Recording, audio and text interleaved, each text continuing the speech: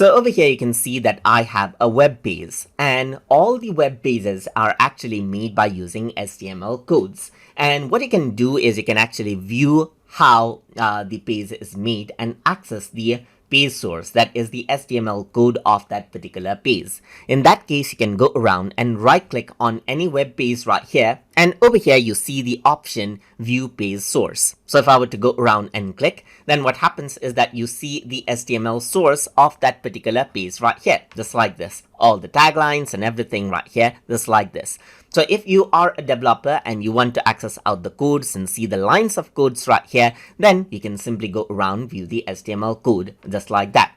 I can also go around over here and let's say, for example, go to another page right here and do the same. I can go around and then view the page source right here, and simply you view the page source with the HTML tag right here, and then you can even see the metadata and everything else right here. But not all of the codes are as it is as per the development, but you do see the overall HTML that is actually used to actually create the website, and this is what you have, as you can see. So that is how you can utilize the view page source option inside of Microsoft Edge to view the HTML code for that particular page. So I hope you guys learned something as always, and as always, please like, comment, share, and subscribe.